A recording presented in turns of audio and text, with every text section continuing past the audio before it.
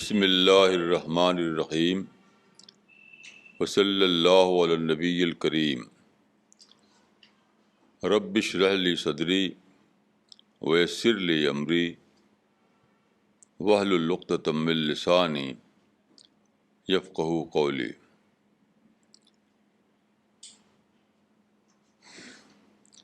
آج کی اس میٹنگ کے لیے جو فرائیڈے کو ہو رہی ہے،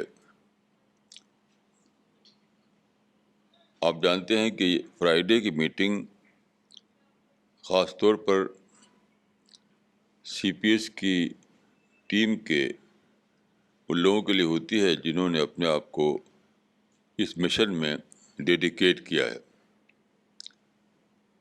یعنی ان کی تربیت کے لیے۔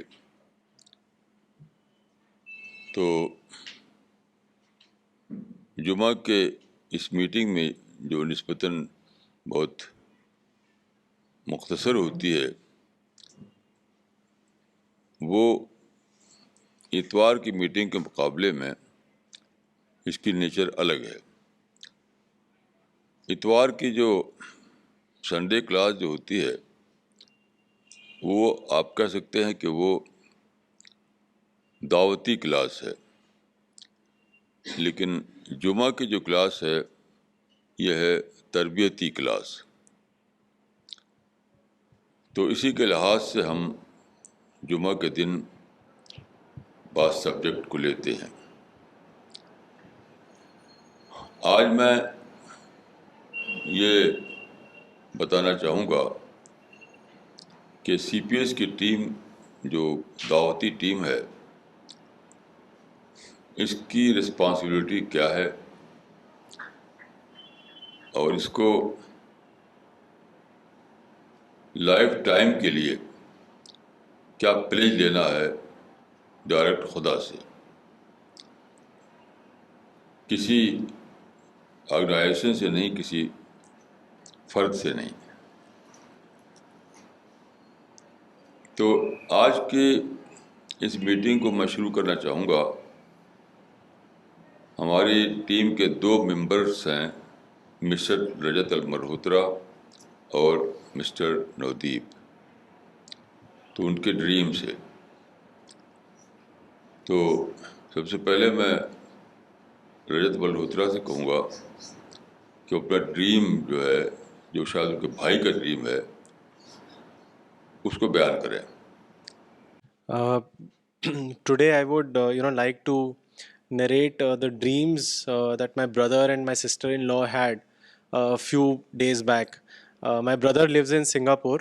He's working there. So he told me that Rachna, who is his wife, she had a dream where she saw that her little daughter uh, fell down and her face was totally covered in blood. And slowly, that blood covered her clothes as well. So they tried to, stop that flow of blood with a towel, and the towel also, got soaked in blood. Now 3 days later, this dream actually came true, as she was playing around and she fell, and there was a deep wound that appeared on her above her eye. So they got scared and they tried to stop the flow of the blood, and soon they realized that the entire face and her clothes were totally covered with blood. They took a towel and they tried to stop the wound because it was very deep, but they couldn't do it, and even the towel was totally soaked in blood. So they got scared and they rushed to a nearby hospital, where the doctor took about 30 minutes to stop the wound. So this dream was totally a true dream. After this dream which came to Rachna, my brother had 2 more dreams, and I was talking to him and he told me that Rajat, I had a good dream and a bad dream. So I asked him to narrate both these 2 dreams. So he wrote and he sent a mail to me, which I would like to read out to all of you. He wrote, good dream was that you and Maulana and some more people whose faces I don't recognize were all greeted by angels at the gate of heaven, and the angels are all delighted to see you all. And they said, "We have been waiting for you all for a long, long time. You are welcome and escorted into the gates with a lot of fanfare, and I am not with you all in the queue." This was a good dream which he wrote. Uh, in the second dream, he wrote that I am in a big crowd and I am not sure where we are heading, towards heaven or hell. And I have a strange number in color green reflecting on my body. And I ask people what this is and why they don't have that color. And they said that people who have a reflective color are doubtful cases. People like me will always make it to the gate but are always returned back. And I start crying. The angels then turn around and tell me I should have cried earlier. Now is the judgment day and I have to pay for my sins. When I got up, I was all petrified and sweating. So I told these two dreams, all these three dreams to Molana. Molana will now, tell you the meaning of, these dreams. Thank you. This is a dream which I had on the night of 26th of May, early 27th morning. Usually I don't remember my dreams, but this dream I was quite aware of when I got up. It says that I was in the dream. I saw myself to be very unwell, lying on my bed at home. Nagma, Apa, Dr. Saab, Rajat, Molana, and one more person, which I don't remember who, is in the room along with me. Molana is holding my hand and doing dua and telling me not to worry. Suddenly, I am not conscious of what is happening around me, and I am passing through a dark tunnel with a very bright and soothing light at the end of the tunnel. And I am going towards it. When I reach the light, I see a person with his back towards me sitting on a royal chair, and the light coming from the place which he is facing. I ask, "Who is this?" Suddenly, the man turns around and I see it is Molana, who again holds my hand and says, "I have told you not to worry. Come, let's go. Nothing is going to happen. There is a lot to be done." All of a sudden, I open my eyes and I find Molana again holding my hand. I'm in my room and Molana is again holding my hand, and I'm all right. I'm absolutely all right. Nothing has happened to me. I get up and do my work as usual. So this is the dream which I had on 27th, and now Molana is going to narrate what it means. یہ dream جو آپ نے سنے دو صاحبان کے جو ہماری team کے ممبر ہیں، مجھے ایسا لگتا ہے کہ یہ سب ڈریم ایک دوسرے سے جڑے ہوئے ہیں اور بہت زیادہ لیسن ہے اس میں ہمارے لیے. دیکھیے، وہ ڈریم جس میں کہ رچنا کی بچی اپنی بچی کے لیے رچنا ڈریم میں دیکھتی ہیں کہ وہ گر پڑی ہے اور خون سے تربتر ہے. یہ ڈریم دیکھتی ہیں اور اس کے 3 دن کے بعد ٹھیک وہی ہو جاتا ہے، ویسے ہی کہ ویسے ہی. دیکھیے، یہ ڈریم جو ہے اس بات کا کلیئر پروف ہے کہ ہمارے اوپر ایک اور فورس ہے، ایک اور ہستی ہے، یعنی خدا، جو آگے تک کو دیکھتا ہے. آپ سوچئے کہ 3 دن پہلے، 3 دن کے بعد جو بات واقع بننے والی ہے اس کو 3 دن پہلے ٹھیک اسی طرح ڈریم میں دیکھنا، تو کس نے دکھایا؟ یہ دکھایا خدا نے. خدا نے یہ ڈریم دکھا کر بتایا کہ یہاں تمہارے سوا بھی ایک سپر پاور ہے، تمہارے اوپر بھی ایک بڑی طاقت ہے جو ماضی، جو پاسٹ اور پریزنٹ اور فیوچر سب کو جانتی ہے، حالات سب کے سب، ساری یونیورس اس کے کنٹرول میں ہے. تو ایک سپیریئر ہستی کا ہمارے اوپر ہونا، جس کو ہم خدا کہتے ہیں، اس کا ایک کلیئر پروف ہے. کیونکہ کوئی بھی انسان فیوچر کی بات کو اس طرح پہلے سے دیکھ نہیں سکتا، امپاسبل ہے. تو ایک بات یہ ہے. دوسری بات یہ ہے کہ میں سمجھتا ہوں کہ مسٹر رجت کے بھائی نے جن لوگوں کو دیکھا پیراڈائز کی طرف جاتے ہوئے، تو میری دعا ہے کہ وہ ہماری سی پی ایس کی ٹیم کے افراد ہوں. مجھے ایسا گمان ہے، ایسا میں ہوپ رکھتا ہوں خدا سے کہ سی پی ایس کی ٹیم کو وہ پیراڈائز میں داخل کرے گا. لیکن اسی میں ایک اور جو پہلو ہے وہ یہ ہے کہ ایک شخص اس میں گیٹ پر پہنچ کر لوٹا دیا جاتا ہے. یہ کسی ایک انسان کی بات نہیں بلکہ سبھی کی بات ہے. کیونکہ دیکھیے حدیث میں آتا ہے کہ ڈے آف دا ججمنٹ جو ہوگا تو اینجل کچھ لوگوں کو پکڑ کر ہیل کی طرف لے آ رہے ہوں گے.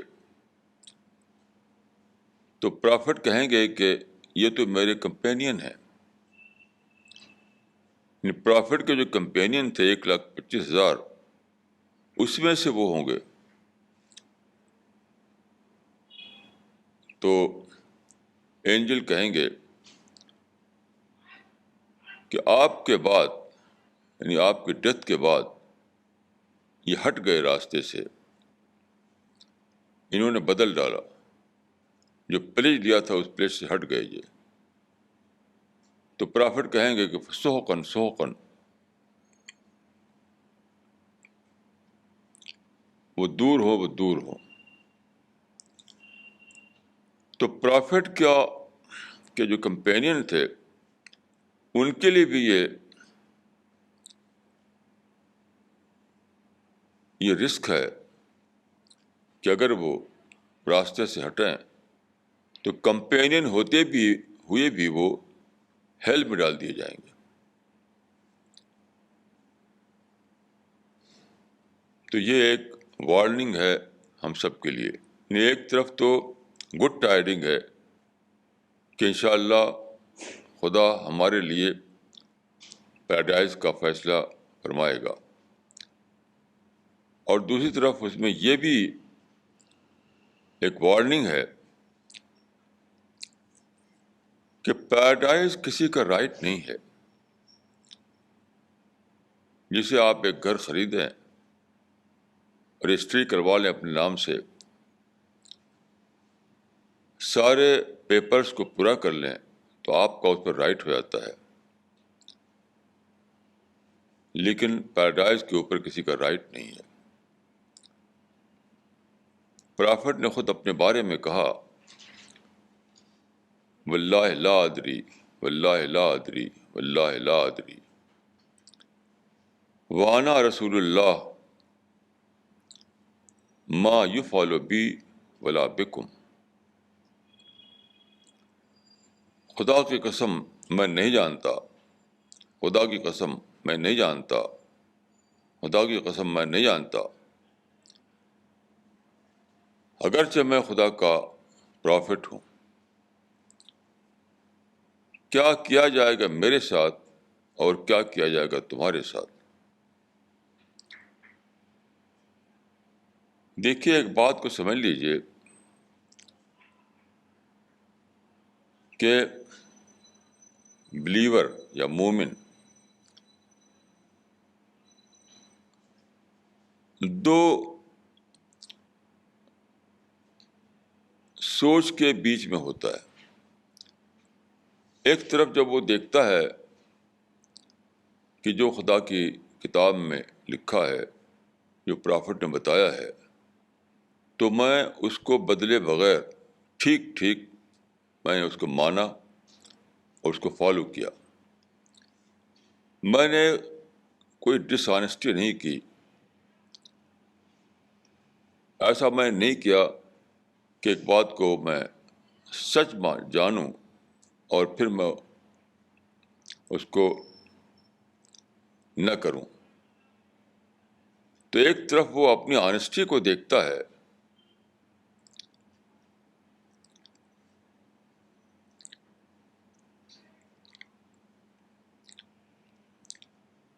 تو خدا سے وہ ہوپ فل ہو جاتا ہے.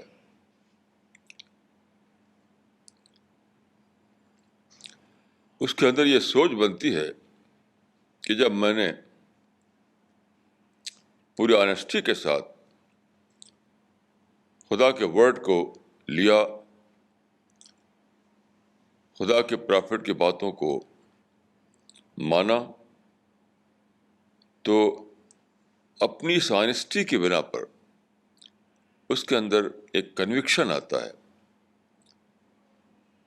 اس کنوکشن کے بنا پر یہ سوچ اس کے اندر آتی ہے کہ خدا انشاءاللہ مجھے پیراڈائز میں داخل کرے گا. لیکن چونکہ پیراڈائز کسی کا رائٹ نہیں ہے. دیکھیے، پیراڈائز اتنی زیادہ بڑی چیز ہے، اتنی زیادہ بڑی چیز ہے کہ کسی کا عمل، کسی کی سیکریفائس اس کی پرائس نہیں بن سکتا. جس طرح سے گھر ہماری جیب میں اس کی پرائس ہوتی ہے تو ہم گھر خرید لیتے ہیں، تو پیراڈائز اتنی بڑی چیز ہے کہ کوئی اس کی پرائس دے نہیں سکتا ہے. ہم نے کچھ بھی سیکریفائس کی ہو، وہ پیراڈائز کی پرائس نہیں بن سکتی. اس لیے ایک طرف مومن کو یہ کنوکشن ہوتا ہے، جیسا کہ میں نے عرض کیا. دوسری طرف اس کو یہ بھی احساس رہتا ہے کہ میرے پاس تو پرائس ہے نہیں پیراڈائز کی دینے کے لیے. یہ تو پوری طرح خدا کی بلیسنگ ہے. وہ چیز جس کی پرائس میں نہ دے سکتا ہوں، وہ مجھے ملے تو وہ خدا کی بلیسنگ ہوگی. ایسا نہیں کہ میں نے اس کو خریدا ہو، خرید کر پایا ہو. تو یہ دوسرا آسپیکٹ جو ہے اس کو ہمیشہ ڈاؤٹ میں رکھتا ہے. تو کنوکشن اور ڈاؤٹ دو کے بیچ میں جیتا ہے بلیور، مومن. اور الایمان بین الرجاء والخوف، ایمان دو چیزوں کے بیچ میں ہے، ہوپ اور فیئر. الایمان بین الرجاء والخوف، ایمان فیئر اور ہوپ کے بیچ میں ہوتا ہے. یعنی ایک طرف اس کو جب یہ احساس ہوتا ہے کہ میں نے جس چیز کو خدا کی بات سمجھی اس کو میں نے آنیسٹی پکڑ لیا، آنیسٹی کے ساتھ پکڑ لیا، خدا کے ساتھ میں نے ڈس آنیسٹی نہیں کی.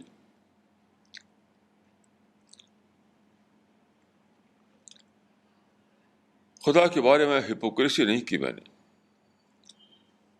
خدا کے بارے میں ڈبل اسٹینڈرڈ نہیں بنا.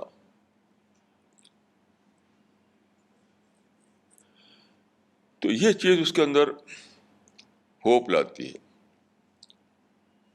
لیکن جب دوسرا آسپیکٹ آتا ہے سامنے کہ پیراڈائز تو اتنی بڑی چیز ہے کہ سارے انسانوں کی سیکریفائس بھی اس کی پرائس نہیں بن سکتی، تو پھر بھی یہ خدا کے اوپر ہے کہ وہ کس کو پیراڈائز دے, کس کو نہ دے. یہ دوسرا آسپیکٹ اس کو فیئر میں رکھتا ہے. اس لیے میں کہتا ہوں کہ آپ لوگ جو گویا کے پیراڈائز کے کینڈیڈیٹ ہیں, اس پہلو سے خوب سوچیں, اور جو ڈریم آیا مسٹر نودیپ کو, اس میں مجھے دو باتیں دکھائی پڑتی ہیں. ایک تو یہ کہ اس ٹیم کے ساتھ جو جڑے گا, اس مشن میں جو ساتھ دے گا اس مشن کا, تو ضرور خدا اس کا ساتھ دے گا. جیسا کہ قرآن میں ہے, وَلَيَنْصُرَنَّ اللَّهُ مَن يَنْصُرُهُ, جو خدا کی ہیلپ کرے گا تو خدا ضرور اس کی ہیلپ کرے گا. تو سی پی ایس کی جو ٹیم ہے یہ خدا کی ہیلپ کے لیے بنی ہے, یعنی دعوی ورک کے لیے. قرآن میں دعوی ورک کو خدا کی ہیلپ بتایا گیا ہے.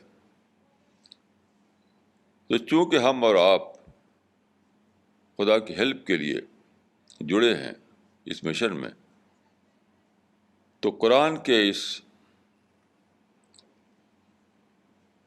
ایشورنس کے مطابق ہم یہ سمجھ سکتے ہیں کہ خدا ضرور ہماری مدد کرے گا. دوسری طرف جو انہوں نے دیکھا کہ میں کرسی پر بیٹھا ہوں دوسری طرف, تو مجھے ایسا محسوس ہوتا ہے کہ شاید میں آپ کے آگے جانے والا بنوں. شاید ہم سب ایک ساتھ نہ جائیں,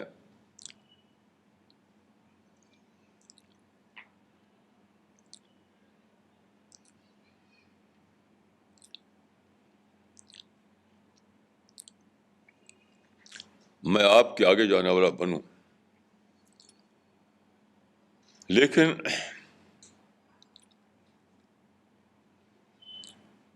اس ڈریم میں اس بات کی بھی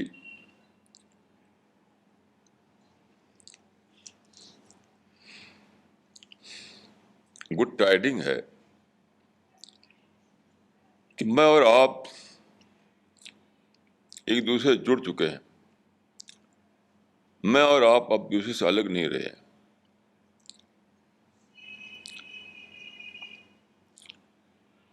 اللہ تعالی ہم سب کے لیے ایک انجام کو مقدر کر چکا ہے انشاءاللہ, اور وہ مجھے امید ہے کہ وہ انجام پیراڈائز ہوگا. کوئی آگے جائے کوئی پیچھے جائے گا, اس سے کوئی فرق نہیں پڑتا.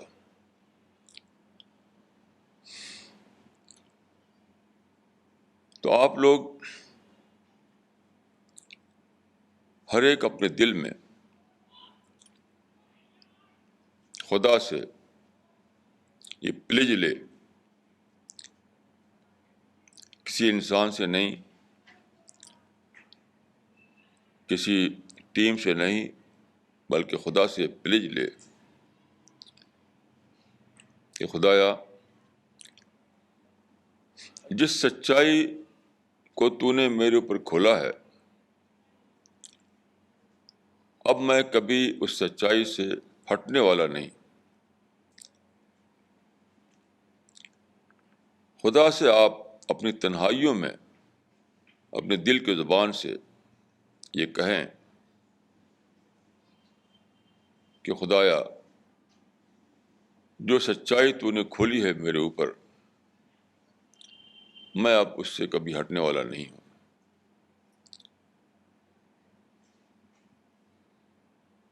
اور پھر آپ کبھی اس سے نہ ہٹیں. یہ آپ کو پلیج لینا ہے. دوسری بات میں یہ کہنا چاہتا ہوں کہ قرآن میں 2 آیتیں ہیں پرافٹ کے بارے میں. ایک آیت یہ ہے کہ پرافٹ کو ایڈریس کرتے ہوئے خدا نے کہا قرآن کا ریفرنس دیتے ہوئے کہ لِتُنذِرَ أُمَّ الْقُرَىٰ وَمَنْ حَوْلَهَا، یعنی یہ کتاب جو بھیجی گئی ہے اس لیے بھیجی گئی ہے کہ تم اس کو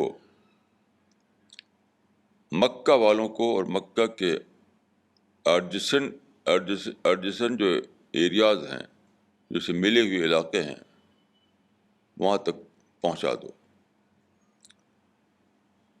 دوسری آیت یہ ہے کہ یہ جو پہلی آیت میں نے پڑھی ہے سورہ آل عمران میں ہے، یعنی چیپٹر نمبر 3 میں، چیپٹر نمبر 3 ورس نمبر 92. اور دوسری آیت جو میں کہہ رہا ہوں وہ ہے الفرقان چیپٹر نمبر 25 ورس نمبر 1. اس میں فرمایا کہ لِيَكُونَ لِلْعَالَمِينَ نَذِيرًا، یعنی یہ قرآن جو بھیجا گیا پرافٹ کے پاس اس لیے کہ لِيَكُونَ لِلْعَالَمِينَ نَذِيرًا، کہ وہ سارے ہی دنیا والوں کے لیے نذیر بنے. نذیر کا مطلب ہوتا ہے وارن کرنے والا، بتانے والا، آگاہ کرنے والا. میں نے ان دونوں آیتوں پر بہت سوچا تو میری سمجھ میں آیا کہ یہ جو دوسری آیت ہے کہ سارے عالم کے لیے وہ آگاہ کرنے والا بنے، تو یہ 7 سینچری میں ہو نہیں سکتا تھا. کیوں؟ پورے گلوب میں بسنے والے لوگوں تک سچائی کا پیغام پہنچانا، اس کے لیے ماڈرن کمیونیکیشن چاہیے تھا. اور ماڈرن کمیونیکیشن ابھی 200-300 سال کے اندر ہوا ہے. اس وقت تو کمیونیکیشن کے یہ ذرائع تھے نہیں. تو 7 سینچری میں وہی بات ہو سکتی تھی جو پہلی آیت میں کہی گئی ہے کہ تم مکہ والوں کو اور اس کے ملے ہوئے ایریاز جو ہیں ان کو آگاہ کر دو. لیکن جو دوسرا فیز ہے، میں سمجھتا ہوں کہ یہ 2 فیز ہیں پروفیٹک مشن کے. پہلے فیز میں پرافٹ اور آپ کے کمپینین نے یہ کیا کہ اس ایریا میں جس کو عرب لینڈ کہتے ہیں اس کو سچائی کا پیغام پوری طرح پہنچا دیا، پرسن ٹو پرسن کنٹیکٹ کے ذریعے یا اور جس طریقے سے. لیکن دوسری جو آیت ہے وہ سیکنڈ فیز کو بتاتی ہے جو بعد کے زمانے میں اپنی تکمیل کو پہنچے گا. تو میں سمجھتا ہوں کہ پہلا کام تو ڈائریکٹ طور پر اس زمانے میں ہو گیا 7 سینچری میں. دوسرے فیز کا جو کام ہے وہ پروسیس کے روپ میں ہسٹری میں جاری ہوا. یہ بھی چل رہا ہے. تو پہلے فیز کا کام یعنی عرب کو یا عرب کے آس پاس کے لوگوں کو سچائی سے آگاہ کر دینا، یہ تو پرافٹ اور آپ کے کمپینین کے زمانے ہی میں ہو گیا. اس ایریا میں جس کو آپ عرب لینڈ کہتے ہیں. لیکن جو سارے ہی عالم، سارے گلوب پر بسنے والے لوگوں تک جو کام ہونا تھا وہ پروسیس کے روپ میں جاری ہوا. اس پروسیس کلمنیشن ہے یہ پیریڈ جب کہ ہمارے پاس ماڈرن کمیونیکیشن آ چکا ہے. تو میری اپنی سوچ یا میری اسٹڈی کہتی ہے کہ پہلا کام جو ہے وہ کیا اصحاب رسول نے، کمپینینس آف دا پرافٹ، پہلے فیز والا کام کیا اصحاب رسول نے، اور دوسرے فیز والا کام انجام دیں گے اخوان رسول، کیونکہ اخوان رسول کے زمانے ہی میں کمیونیکیشن کا ایج آئے گا. آپ جانتے ہیں کہ اس زمانے کو ایج آف کمیونیکیشن کہا جاتا ہے. تو ایج آف کمیونیکیشن ہی میں وہ واقعہ ہونے والا تھا جس کو سارے دنیا والوں تک آگاہ کرنا کہا گیا ہے. دیکھیے، یہ کوئی سمپل بات نہیں ہے. آپ اسلامی لٹریچر پڑھیں جو بات کو بنا عباسد پیریڈ سے لے کر اب تک 1000 سال میں، تو آپ دیکھیے تو دعوت کا کانسیپٹ ہی غائب ہو گیا ہے. پرافٹ کے زمانے میں یہ تھا کہ مسلمان دائی تھے اور دوسرے لوگوں کو مدعو سمجھتے تھے. یہ ورڈ اگرچہ یوز نہیں ہوا ہے قرآن میں، دائی اور مدعو، لیکن پریکٹیکل طور پہ یہی تھا. لیکن بعد کو جو لٹریچر بنا 1000 برس میں، ان سب سے دائی اور مدعو کا ورڈ حذف ہو گیا. یعنی اس کے مطابق دنیا تھی دار الدعوہ، لینڈ آف دعوہ. لیکن آپ تعجب کریں گے کہ اس پوری 1000 سال میں کوئی ایک بھی بک ایسی نہیں لکھی گئی جس میں بتایا گیا ہو کہ ساری دنیا مسلمان کے لیے دار الدعوہ ہے. اس کے بجائے بتایا گیا کہ دار الکفر ہے، دار الحرب ہے، یہ سب بتایا گیا. میں آپ کو ایک بات عرض کروں کہ ابھی حال میں ہمارے مشن کو، یعنی کچھ لوگ جو ہمارے مشن کے خلاف ہیں، انہوں نے ایسے آرٹیکل چھاپے، بلکہ کتابیں چھاپی بتانے کے لیے کہ دار الدعوہ کانسیپٹ جو ہے وہ ہم نے نہیں دیا ہے، یہ بہت سارے لوگوں نے لکھا ہے، یہ انڈیا میں اور عرب کنٹریز میں. انہوں نے کچھ بکس کے ریفرنسز دیے. میں نے ان لوگوں سے کرسپونڈنس کیا، ان سارے لوگوں سے. وہ بکس کو حاصل کر کے پڑھا اور کرسپونڈنس کیا ان سے، کہ بتایا کہ یہ جو آپ کہہ رہے ہیں یہ تو آپ بالکل غلط کہہ رہے ہیں، بیس لیس بات کہہ رہے ہیں. جن کتابوں کے آپ نے نام لیے ہیں اس میں کہیں بھی دار الدعوہ کا ورڈ یوز نہیں ہوا، یہ کانسیپٹ ہی نہیں ہے. آخر کار انہیں ماننا پڑا کہ انہوں نے ایسے ہی کہہ دیا تھا. یعنی کسی ایک کتاب سے یہ لوگ ثابت نہیں کر سکے، پروو نہیں کر سکے کہ اس میں پوری دنیا کو دار الدعوہ کہا گیا ہو. تو آپ سوچئے کہ جب دار الدعوہ کا ورڈ ہی حذف ہو گیا ہو مسلم سائیکی سے، دعوی ورک کیسے ہوگا؟ جب لوگ سمجھتے ہوں کہ دنیا جو ہے وہ دار الکفر ہے، دنیا جو ہے وہ دار الحرب ہے، تو دعوتی کام کیسے کریں گے اس کے اوپر؟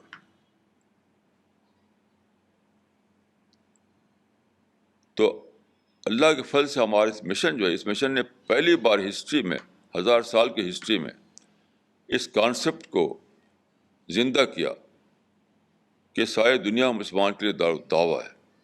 مسلمان دائی ہیں، دوسرے لوگ مدعو ہیں. دار الدعوہ یعنی لینڈ آف دعوہ. یہ لوگ کوئی ایک بھی ریفرنس نہیں دے سکے. کئی مہینے سے میں کرسپونڈنس کر رہا تھا، ابھی وہ چل رہی ہے کرسپونڈنس، وقت تقریباً ختم ہو گئی ہے.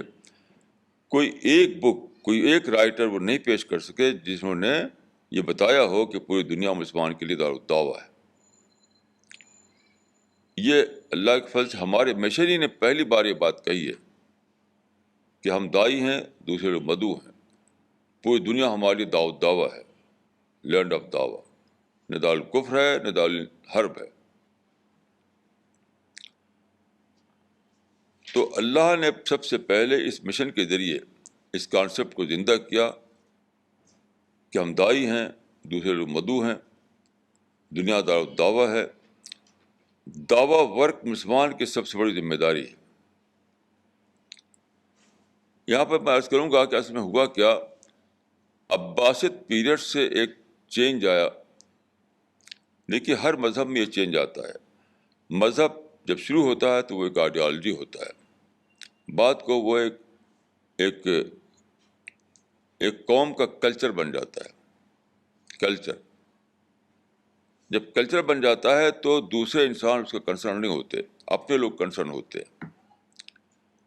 چنانچہ بعد کے زمانے میں یہ ہوا کہ مسلمانوں کا سول کنسرن خود مسلمان بن گئے. سول کنسرن چنانچہ ملی ورک، کمیونٹی ورک، یہی سب چلنے لگا. اس پورے 1000 سال میں جو کتابیں لکھی گئی ہیں وہ ساری کی ساری میرے جاننے کے مطابق وداؤٹ اینی ایکسیپشن سب مسلم اورینٹڈ تھی. مسلم اورینٹڈ، انسان اورینٹڈ بک شاید کوئی ایک بھی نہیں لکھی گئی. ہمارے مشن نے پہلی بار ایسا کیا ہے کہ انسان اورینٹڈ تھنکنگ کو زندہ کیا، دعویٰ اورینٹڈ تھنکنگ کو زندہ کیا. ایسی کتابیں تیار کی جس میں انسان کو خطاب کیا گیا ہو، جیسا کہ قرآن میں کیا گیا ہے. یعنی قرآن کو آپ پڑھیں تو وہاں آپ دیکھیں کہ خدا انسان کو ایڈریس کر رہا ہے. وَالْعَصْرِ إِنَّ الْإِنسَانَ لَفِي خُسْرٍ. پورا قرآن میں لگتا ہے کہ انسان کو ایڈریس کیا جا رہا ہے. لیکن بعد کے زمانے میں چونکہ مسلمان ایک بہت بڑی کمیونٹی بن چکے تھے، ان کا امپائر قائم ہو گیا تھا، ان کے انٹرسٹ قائم ہو چکے تھے، تو جب کوئی قوم اتنی بڑی کمیونٹی بن جائے، اس کے سوشل، پولیٹیکل، اکنامک انٹرسٹ قائم ہو جائیں، تو پھر ان کی سوچ جو ہے وہ انٹروورٹ بن جاتے ہیں، ایکسٹروورٹ نہیں رہتے وہ. تو جب مسلمانوں کا کنسرن مسلم بن گئے، انسان رہے نہیں، تو دعوت کیسے ہوگی؟ آپ اسلام کا اسٹڈی کریں تو جتنی بھی ٹیچنگ اسلام کی ہیں، ایک ہی ایسا ہے جو انسان اورینٹڈ ہے، باقی سب مسلم اورینٹڈ ہے. مطلب نماز ہے، روزہ ہے، حج ہے، زکوٰۃ ہے، یہ سب ساری چیزیں مسلم اورینٹڈ ہیں، مسلمانوں کے لیے ہیں.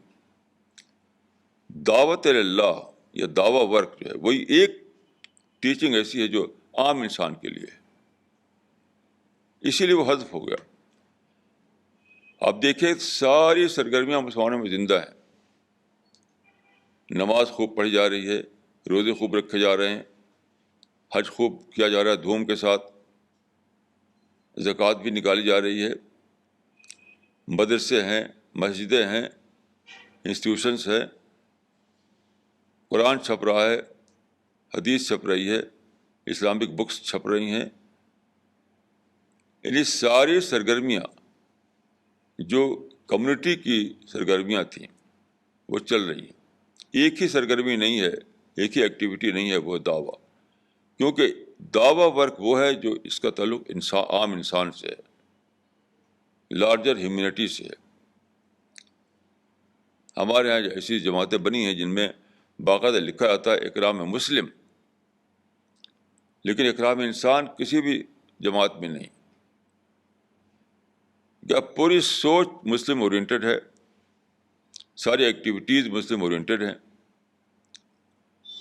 چونکہ ایک ہی تعلیم ایسی تھی جو انسان اورینٹڈ تھی، چونکہ انسان مسلمانوں کا کنسرن نہیں رہا تھا بعد کے زمانے میں، اس لیے دعویٰ ورک جو ہے وہ ختم ہو گیا، وہ کانسیپٹ ہی نکل گیا لوگوں کی زبانوں سے.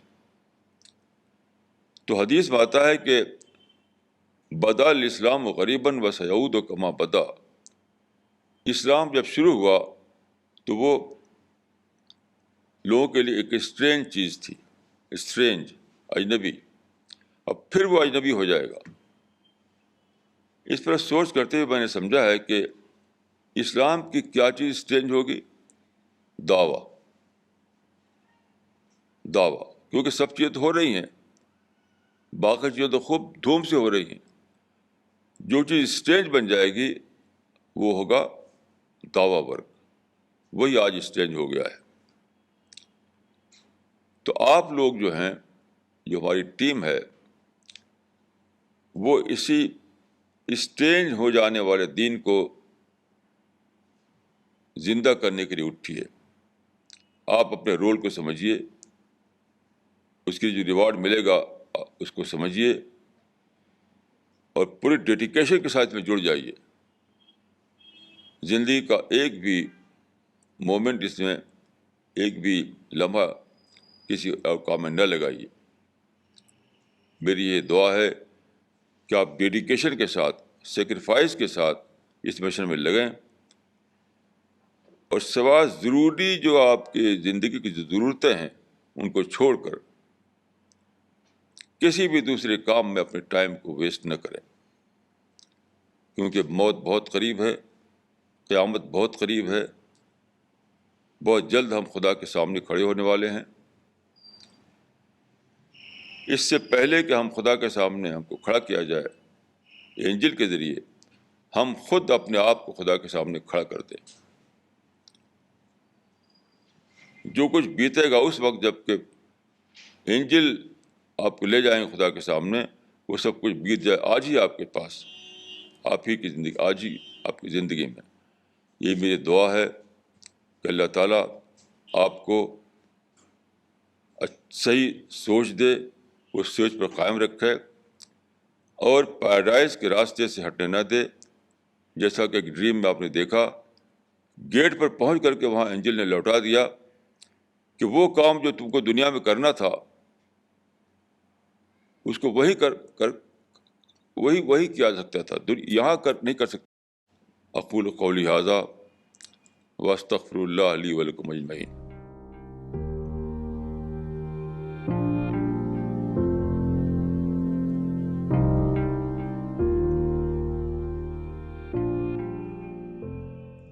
Maulana, you mentioned about this hadith where some of the companions will be returned by the angels, and when Prophet asked that why they are being returned, he will be told that they had returned from their pledge. My question to you is that how do we develop a self-checking system so as to know that we are on the right path to paradise, and that we have also not inadvertently deviated from our path? Please tell us. دیکھیے، ایک بہت بڑے scholar تھے مولانا سید سلیمان ندوی، بہت ہی well known scholar ہیں وہ. تو انہوں نے کہا تھا کہ خدا نے ہر انسان کے اندر اپنا ایک نمائندہ رکھ دیا ہے، ریپریزنٹیٹیو. وہ کون ہے؟ وہ کانشنس ہے. تو میں سمجھتا ہوں کہ ایک ہی طریقہ ہے، وہ یہ کہ ہم انٹراسپیکشن کریں اور اپنے کانشنس سے پوچھتے رہیں جو خدا کی طرف سے بولتا ہے. میں سمجھتا ہوں کوئی دوسرا طریقہ نہیں ہے. ہر دن شام کو ہم انٹراسپیکشن کریں جب ہم بیڈ پر جاتے ہیں سونے کے لیے، کم سے کم ایک بار، ورنہ سارے دن کرتے رہیں تو اور بھی اچھا ہے. جیسا کہ میں نے اس سے پہلے ایک حدیث سنائی تھی، اس میں 4 باتیں تھیں. اس میں سے ایک یہ تھی کہ ساعۃ یحاسب فیہا نفسہ، یعنی ہر 24 گھنٹے کے اندر ایک گھڑی ایسی ہونی چاہیے جب کہ آدمی اپنا محاسبہ کر رہا ہو. محاسبہ کے معنی ہوتے ہیں انٹراسپیکشن. تو میں سمجھتا ہوں کہ یہی ایک ہی طریقہ ہے، اور پاسبل ہو تو ہر ایک کو ڈائری رکھنا چاہیے اپنے محاسبہ کی، محاسبہ ڈائری. ایک ڈائری ہم رکھتے ہیں، یعنی دعوتی ڈائری. ایک محاسبہ ڈائری بھی ہو کہ آج میں نے کیا صحیح کیا، کیا غلط کیا. آج میں نے جب اپنے آپ کو چیک کیا تو اپنے آپ کہاں پایا. آپ میں سے ہر ایک کو اپنے اوپر انسپیکٹر بن جانا چاہیے. دیکھیے کوئی سیدھی سادی بات نہیں ہے, کیونکہ معاملہ پیراڈائز کا ہے. آپ سوچئے کہ اگر آپ کے ساتھ وہ ہوا جو ڈریم میں ایک صاحب کو گیٹ پر پہنچ کر لوٹا دیا گیا, پیراڈائز کے گیٹ پر پہنچ کر انہیں لوٹا دیا گیا, اور وہ رونے لگے تو اینجل نے کہا کہ یہاں کیا روتے ہو؟ رونے کی جگہ تو وہ تھی جو اس کو چھوڑ کر تم آئے ہو. جہاں رونا تھا وہاں تو روئے نہیں, اب پیراڈائز کے گیٹ پر روتے ہو. اس سے تمہارے لیے پیراڈائز کا گیٹ نہیں کھلے گا. تو یہ ہم میں سے ہر ایک کا, ہم میں سے کسی کو بھی جھوٹے بھرم میں نہیں رہنا چاہیے. کوئی بھی جھوٹا بھرم ہمارے کام آنے والا نہیں ہے. تو ہر ایک یہ کرے کہ اب اپنا محاسبہ کرے, یعنی اپنا انٹراسپیکشن کرے, اپنے اندر جھانک کر دیکھے. میں اکثر کہا کرتا ہوں کہ اپنے آپ کو انیمی کی نظر سے دیکھیے. اگر آپ کو پیراڈائز میں جانا چاہتے ہیں آپ, تو آپ کو اپنے آپ کو انیمی کی نظر سے دیکھنا پڑے گا, فرینڈ کی نظر سے نہیں. لوگ کیا کرتے ہیں, اپنے آپ کو فرینڈ کی نظر سے دیکھتے ہیں.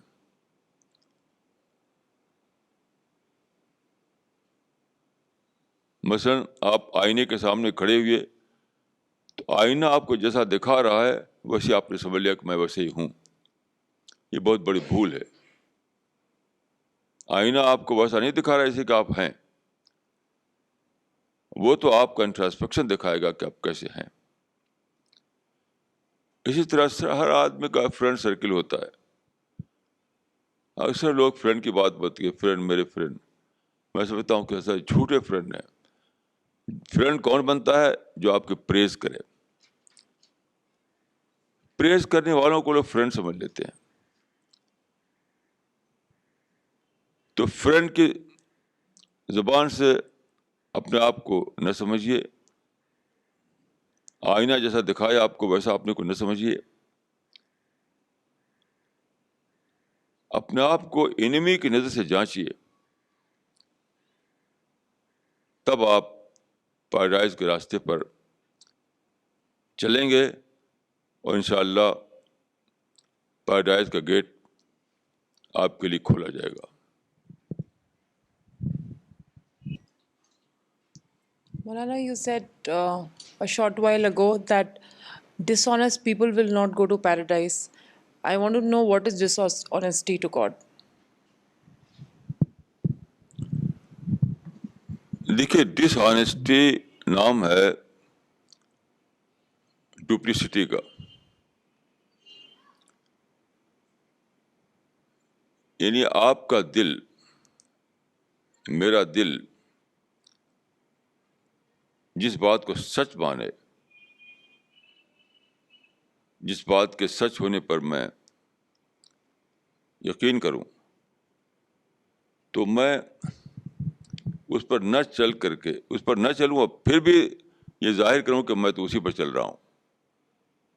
دیکھیے, میں سمجھتا ہوں کہ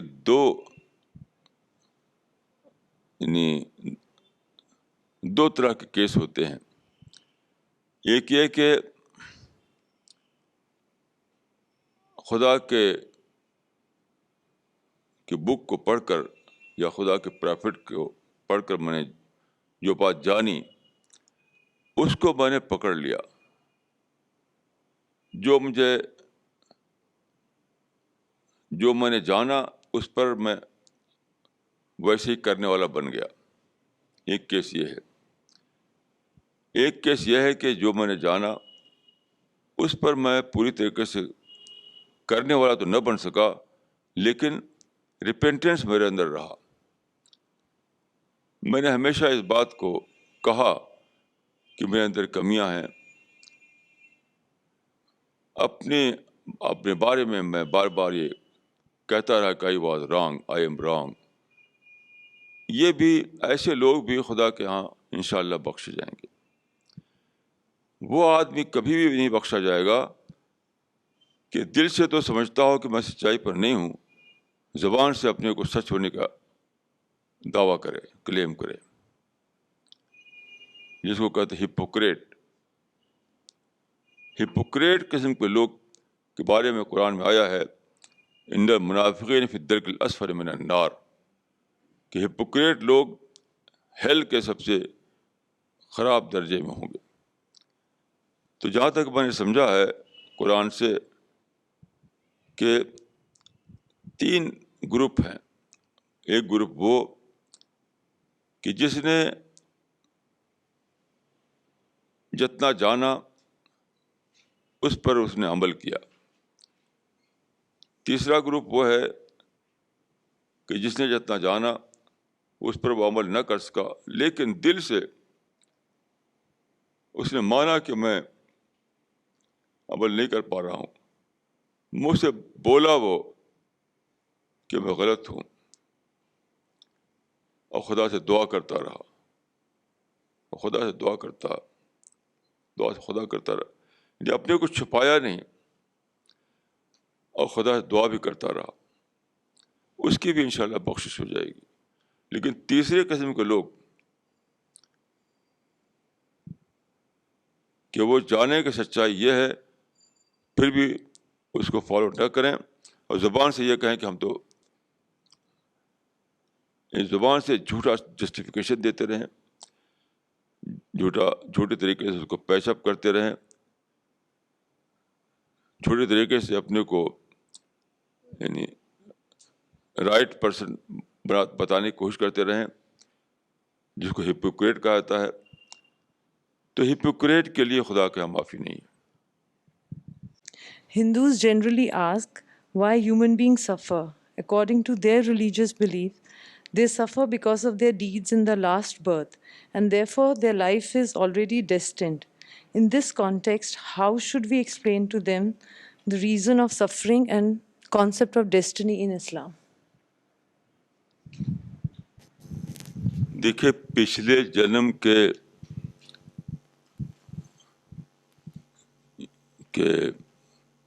پچھلے جنم میں جو کچھ کسی نے کیا اس کو اگلے جنم میں وہ سفر کر رہا ہے، یہ بالکل بیس لیس بات ہے. اس لیے کہ کسی سے پوچھے جو مصیبت میں پڑا ہوا ہے کیا وہ جانتا ہے کہ میں نے کیا غلطی کی تھی.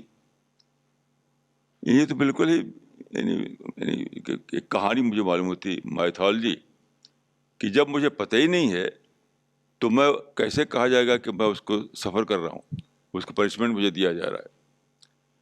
پنشمنٹ جب ہے جب کہ میں جانوں اس کو، میں جانتا ہی نہیں تو پنشمنٹ بھی نہیں ہے وہ. یہ تو ایک بیس لیس بات ہے، کوئی اس کا ریزن نہیں، کوئی اس کی لاجک نہیں، خام خواہی کی بات ہے. جب تک آپ یہ پروف نہ کر سکیں، ہر انسان، کوئی ایک آدمی نہیں جو کہیں ادھر ادھر پکڑ لیا جاتا ہے، سارے انسان یہ جانیں کہ جو مجھ پر بیت رہا ہے اس لیے کہ مجھے پچھلے جنم میں نے ایسا کیا تھا. ہر انسان تب تک یہ بالکل بیس لیس بات ہے، اور یہ ایکسپلین نہیں کرتی زندگی کے معاملے کو. اسلام کا جو کانسیپٹ ہے وہ یہ ہے کہ خدا نے اس دنیا کے بارے میں جو خدا کا جو کریشن پلان ہے وہ یہ ہے کہ یہ ہے ٹیسٹنگ گراؤنڈ. یہاں انسان کو فریڈم دی گئی ہے، پوری فریڈم دی گئی ہے، اور فری ہوتے ہوئے آدمی جو کرتا ہے اسی پر اس کا پنشمنٹ ہے، اسی پر اس کا ریوارڈ ہے. جس کو آپ سفرنگ کہتے ہیں وہ انسان کی فریڈم کا مس یوز ہے. مثلاً انڈیا میں آپ دیکھتے ہیں کہ اسپتالوں میں جائیے تو وہاں ڈاکٹر پوچھنے والے نہیں، آفیسز میں جائیے تو وہاں پر رشوت کے بغیر کام نہیں ہوتا، ہر جگہ کرپشن. یہ فریڈم کا مس یوز ہے. ایک آدمی جس کو اتھارٹی دی گئی ہے قلم چلانے کی، تو قلم چلانے کی قیمت مانگتا ہے. کہ مجھے اتنا برائب کرو تو میں کام کروں گا. جیسے دلی میں جو لائٹ چلی جاتی ہے, اتنی مصیبت ہوتی ہے صرف کرپشن کی وجہ سے. تو فریڈم کے مس یوز کی وجہ سے سفرنگ آتی ہے, فریڈم کی مس یوز کی وجہ سے. تو خدا نے چونکہ فریڈم جو دی ہے وہ ریئل فریڈم ہے, اس وجہ سے اس کے جو رزلٹ ہیں وہ سامنے آتے رہیں گے برابر آپ کو. اس وقت تک ختم نہیں ہوں گے جب تک دنیا ختم نہ ہو جائے. باقی یہ کہ جو سفر کر رہا ہے, اس سفر کرنے میں ایسے لوگ ہیں اگر وہ سچ مچ انوسینٹ ہوں, خود ان کی کوئی غلطی شامل نہ ہو اس میں, صرف دوسرے کے ایٹراسٹیز کا وہ وجہ سے ایسا ہوا ان کے ساتھ, تو خدا ان کو کمپنسیٹ کرے گا. ان سفررز میں دو قسم کے ہیں, ایک وہ جس میں خود ان کا اپنا شامل ہے, تو وہ تو انہوں نے جو کیا ہے اس کا بھگتیں گے وہ. لیکن وہ سفررز جس میں ان کا اپنا کچھ بھی انٹینشن شامل نہیں ہے, ایسا نہیں کہ انہوں نے فریڈم کو مس یوز کیا اس لیے اسے پھنس گئے وہ, بلکہ خدا کا جو نظام ہے اس نظام کی وجہ سے وہ اس کی زد میں آ گئے, تو خدا ان کو کمپنسیٹ کرے گا, اور آخرت میں یقیناً وہ اس کا ریوارڈ پائیں گے. اور شاید وہ ہم سے زیادہ خوش ہوں کہ اس سفرنگ نے ان کو وہاں ایسی بڑی چیز دے دی جس کے مقابلے میں وہ سفرنگ ہیچ ہے. جو آج حدیث میں آتا ہے کہ ایک شخص جس کو بہت بڑی مصیبت پیش آئی تھی, بلکہ دنیا کا سب سے بڑا سفر, حدیث میں آتا ہے کہ ایک انسان لایا جائے گا جس کو دنیا میں سب سے زیادہ مصیبت پیش آئی ہوگی, سب سے زیادہ مصیبت. تو اس کو خدا فرشتوں سے کہے گا کہ جنت میں لے جاؤ اور جنت میں اس کو گھومنے دو. تو جنت میں داخل ہو کر کے جب وہ گھومے گا اس میں, تو ود ان سیکنڈ وہ ساری مصیبتیں بھول جائے گا, یہاں تک کہ حدیث میں آتا کہ وہ کہے گا کہ مجھے تو کبھی کوئی مصیبت پڑی نہیں. تو میں سمجھتا ہوں کہ وہ لوگ جو دنیا میں کچھ مصیبت اٹھائیں اور آخرت میں خدا کمپنسیٹ کر کے انہیں پیراڈائز میں داخل کر دے, وہ بلا شبہ ہم سے بہتر ہیں, کیونکہ ان کی سفرنگ جو ہے ان کی بہت بڑا ریوارڈ بننے والی ہے.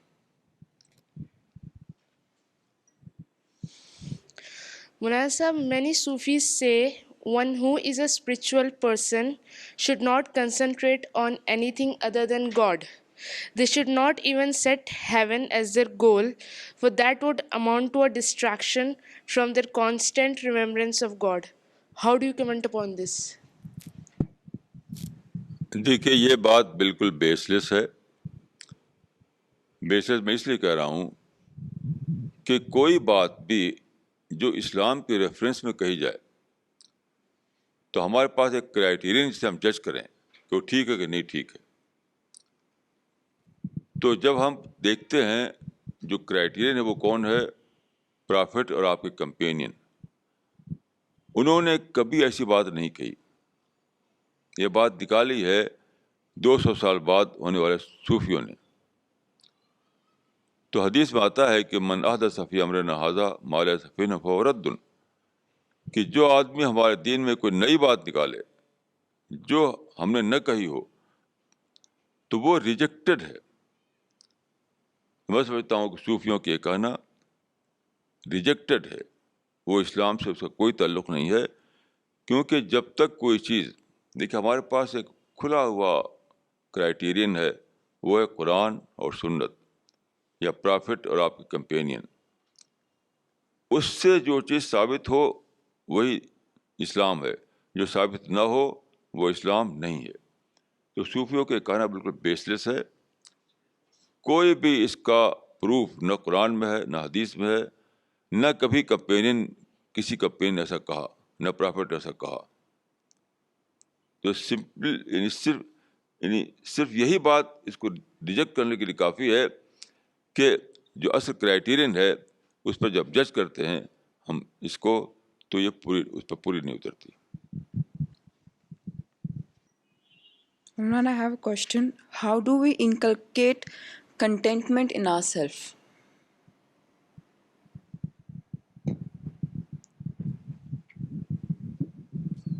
یعنی یہ کہہ رہے ہیں کہ ہم اپنے اندر قناعت والی اسپرٹ کیسے پیدا کریں.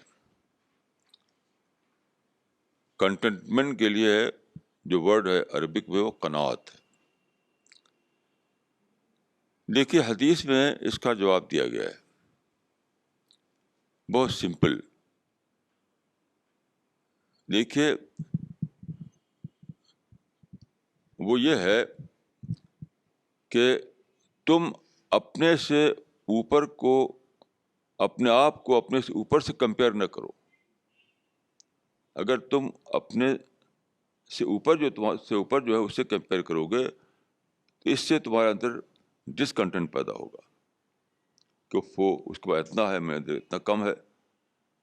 بلکہ تم ایسا کرو کہ تم اپنے سے نیچے والے سے کمپیئر کرو تو تمہارے اندر کنٹینٹمنٹ آئے گا کہ دیکھو اس سے زیادہ میرے پاس ہے. تو ڈسکنٹینٹمنٹ اور کنٹینٹمنٹ کا ایک سمپل فارمولا یہ ہے کہ اگر ہم اپنے سے اوپر والے کو دیکھیں گے، یہ مطلب ہے کہ جس کے پاس گھر زیادہ ہے، زیادہ بڑا ہے، جس کے پاس کار زیادہ بڑی ہے، پیسہ زیادہ بڑا ہے، جاب زیادہ بڑا ہے، اس سے کمپیئر کریں گے تو ہم ڈسکنٹینٹمنٹ کا شکار ہوں گے. لیکن اگر ہم یہ کریں گے کہ ہم سے جو کم ہے، جس کا جاب ہم سے چھوٹا ہے، جس کا گھر ہم سے چھوٹا ہے، جس کے پاس کار ہم سے چھوٹی ہے، اس سے کمپیئر کریں گے. اور ظاہر ہے کہ سوسائٹی میں ایسے ملین لوگ ہیں تو ہمارے کنٹینٹمنٹ رہے گا. تو جو کہا گیا ہے کہ in comparison that we understand, تو اس کا بالکل ڈائریکٹ تعلق کمپیریزن سے ہے. غلط کمپیریزن سے ایک اسپرٹ پیدا ہوتی ہے اور صحیح کنٹینٹمنٹ سے دوسری اسپرٹ پیدا ہوتی ہے. تو آپ کو چاہیے کہ آپ کمپیریزن میں یہ غلطی نہ کریں جس کا حدیث میں بتایا گیا ہے. My question is, what are the do's and don'ts which one should keep in mind while doing dawah?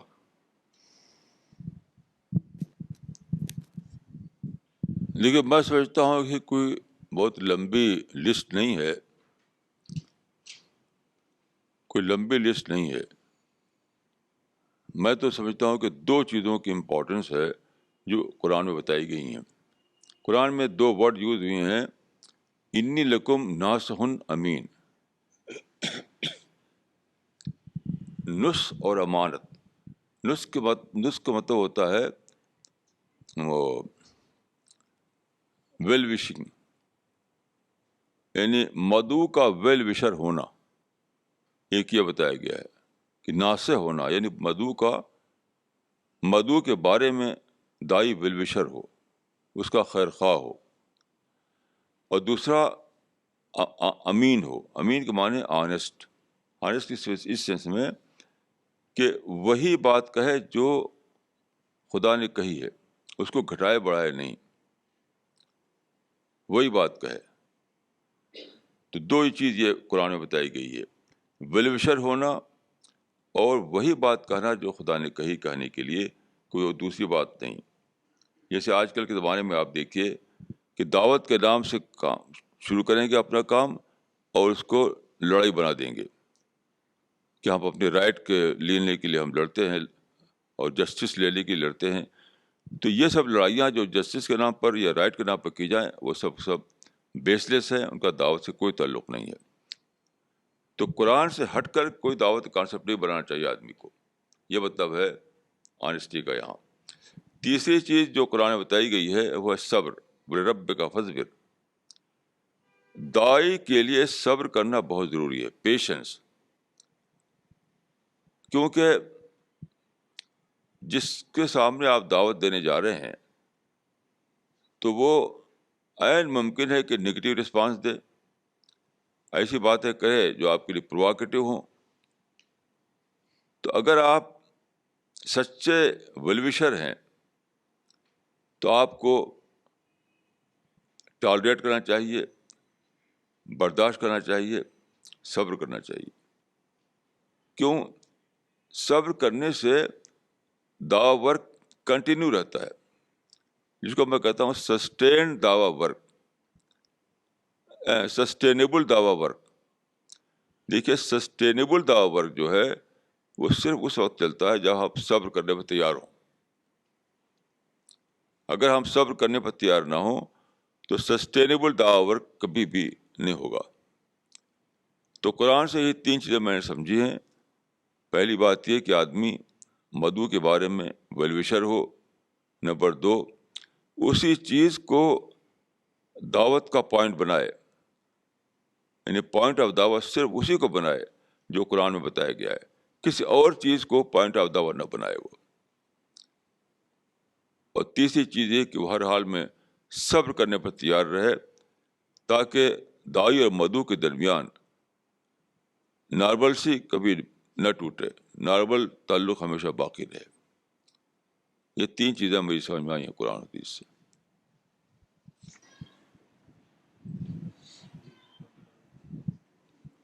مولانا ہمارا کوشچن ہے, ہو از دا ٹرو دائی؟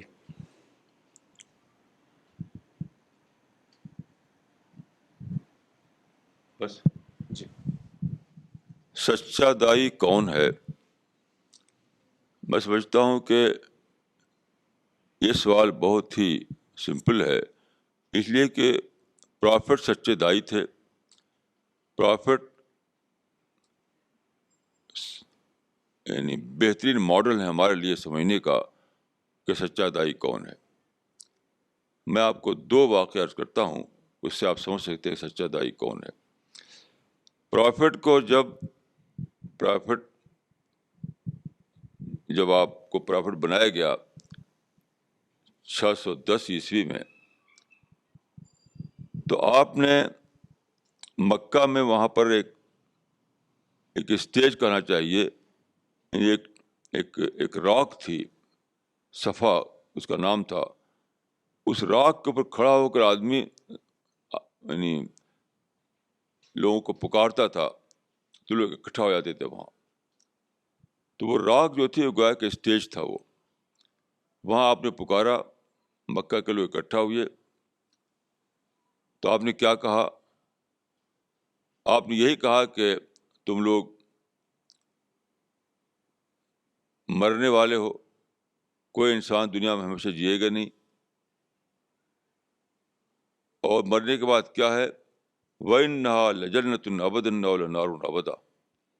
مرنے کے بعد یا تو اٹرنل ہیل ہے یا اٹرنل پیراڈائز. یہ کہا آپ نے.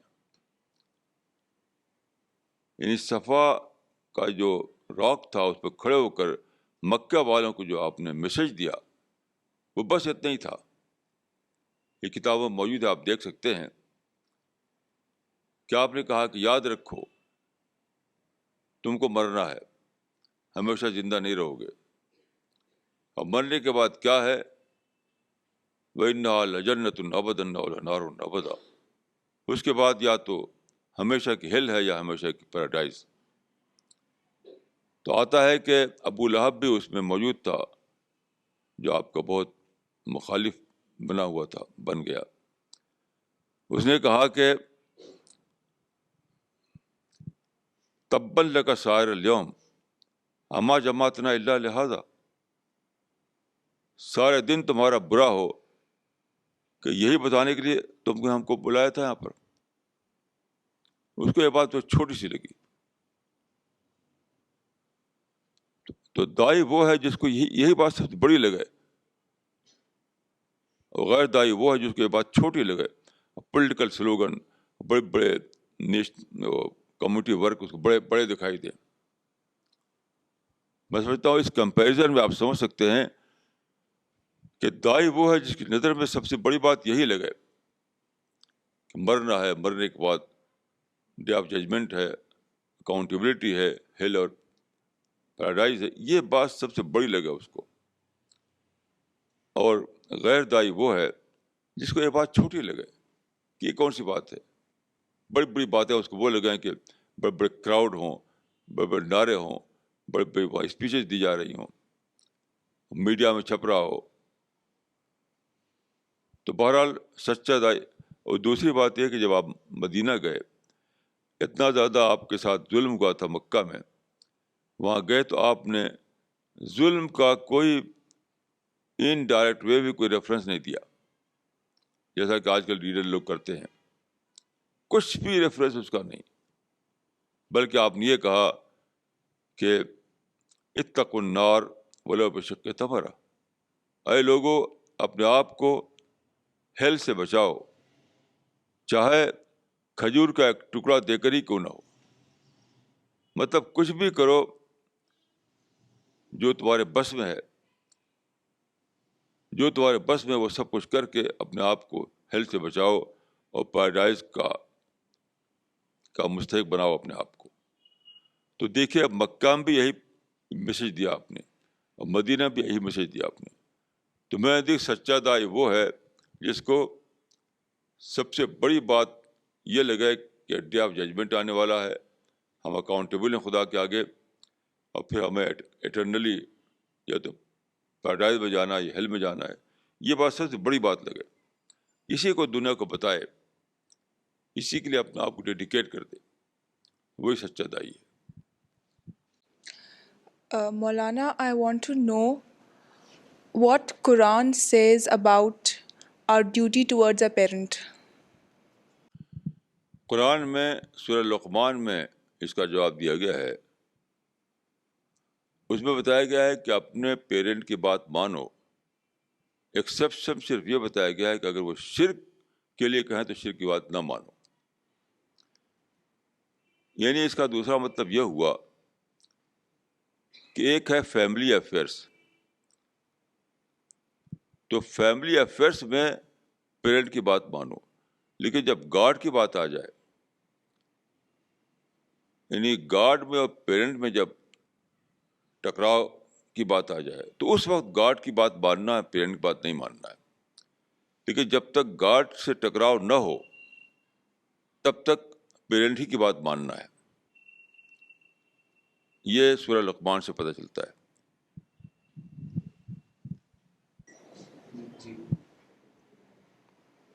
I want to know how to inculcate in us the desired seriousness which is essential for dawa work. یہ بہت امپورٹنٹ کوشچن ہے. بغیر سیریسنس کو لائے ہوئے ہم دعوی ورک نہیں کر سکتے. لیکن میں سمجھتا ہوں کہ اس کے لیے کوئی اس ٹائپ کا فارمولا نہیں ہے جو یوگا میں یا صوفی کلچر میں بتایا جاتا ہے. ایسا کوئی فارمولا نہیں ہے. بس یہ ہے کہ آدمی اسٹڈی کرے, سوچے, قرآن کو پڑھے, پرافٹ کی لائف کو پڑھے, یعنی خود ہی اپنے آپ کو سیریس بنانا پڑے گا. باہر سے کوئی ایسی چیز میں نہیں جانتا جو آدمی کے اندر سیریسنس پیدا کرنے والی ہو. ایسی چیز مجھے نہیں معلوم. جہاں تک میرا تعلق ہے, میرا مزاج یہ ہے بچپن سے کہ کسی بھی ایسی چیز میں مجھے کوئی انٹرسٹ نہیں آتا جو بیکار قسم کی ہو. نان سیریسنس میں مجھے کوئی دلچسپی ہی نہیں ہوتی. جیسے کھیل کود ہے, یا کوئی آرٹ ہے, یا کوئی میوزک سننا ہے, سب مجھے لگتا ہے کہ میں اپنا ٹائم ویسٹ کر رہا ہوں. تو میرا اپنا جو ہے وہ یہ ہے کہ میں نے لکھا تھا ایک بطور رسالہ میں کہ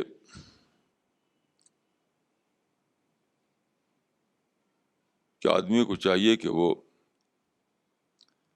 مقصد اعلیٰ سے کمتر کسی چیز میں اپنا وقت ضائع نہ کرے.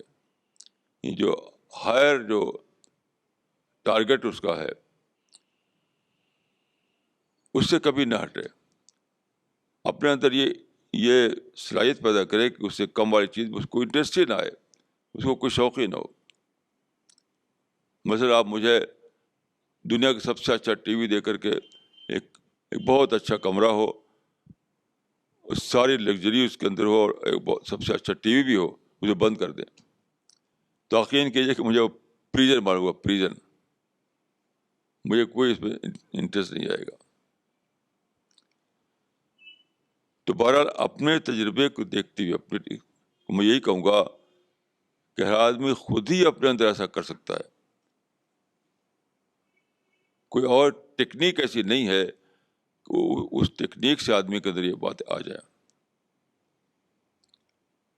Study, observation, thinking process, introspection, میں سمجھتا ہوں کہ یہی وہ چیزیں ہیں جس سے آدمی کے اندر سیریسنس آتی ہے.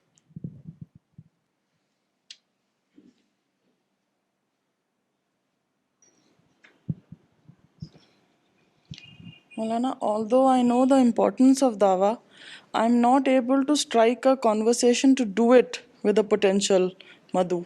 What should I do in such circumstances?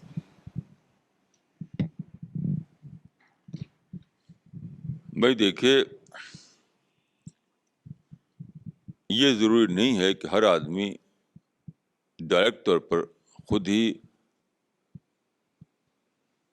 یعنی اسپیچ دے یا دعوتی بات چیت کرے. میں سمجھتا ہوں کہ یہ ضروری نہیں ہے اس زمانے میں. خاص طور پر ہمارا جو یہ مشن ہے, اس میں اللہ کے فضل سے بہت ہی یعنی ہر قسم کے دعویٰ جو سبجیکٹ ہے اس کے مطابق کتابیں تیار ہو چکی ہیں, بروشر, پمفلٹ, کتابیں. اب جو ہے دیکھیے آپ آڈیو کیسٹ, ویڈیو کیسٹ بن رہے ہیں.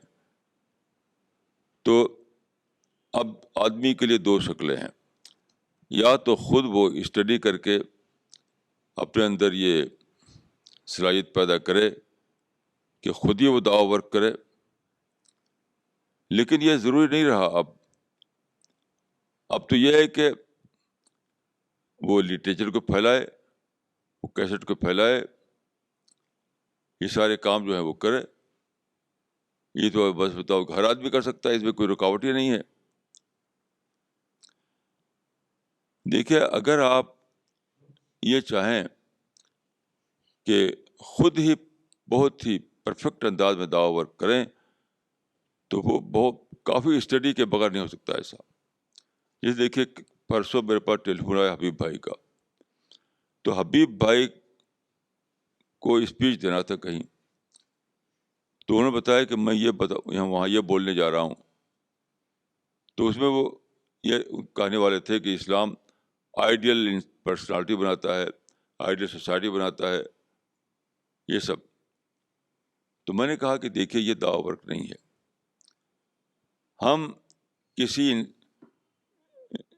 کسی انسان کی طرف یا کسی سوسائٹی کی طرف نہیں بلاتے لوگوں کو. ہم یہ بتاتے ہیں کہ خدا کا کریشن پلان کیا ہے, اس کی اپنی رسپانسبلٹی کیا ہے, آخرت میں جب خدا کا سامنا ہوگا تو وہاں کیا بات پوچھی جائے گی انسان سے, یہ سب باتیں. پھر میں نے کہا کہ دیکھیے اسلام کا یہ ٹارگیٹ نہیں ہے کہ کوئی آئیڈیل سوسائٹی بنائے. آئیڈیل سوسائٹی زمین پر کبھی بن نہیں سکتی ہے. آئیڈیل سوسائٹی ایک ریلیٹیو ٹرم ہے. آپ جس کو آئیڈیل سوسائٹی کہیں گے دوسرے کہیں گے اس کی آئیڈیل سوسائٹی نہیں ہے وہ.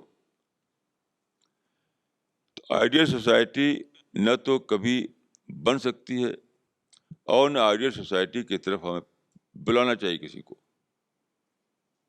یہاں تک کہ میں یہ بھی کہوں گا کہ آپ یہ کہیں کہ پرافٹ جو ہے ہمارے وہ آئیڈیل کریکٹر تھا, تو یہ بھی صحیح نہیں میرے نزدیک کہ آپ یہ کہہ کے بلائیں کہ ہمارا پرافٹ آئیڈیل کریکٹر ہے اور اس کو دیکھو, کیونکہ وہاں بھی نکال لے گا آدمی.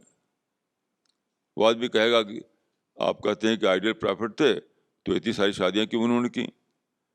کیونکہ اس کے مائنڈ میں آئیڈیل شادی ایک ہے، ایک ہسبینڈ ایک وائف، اس کے مائنڈ میں یہی ہے کانسیپٹ.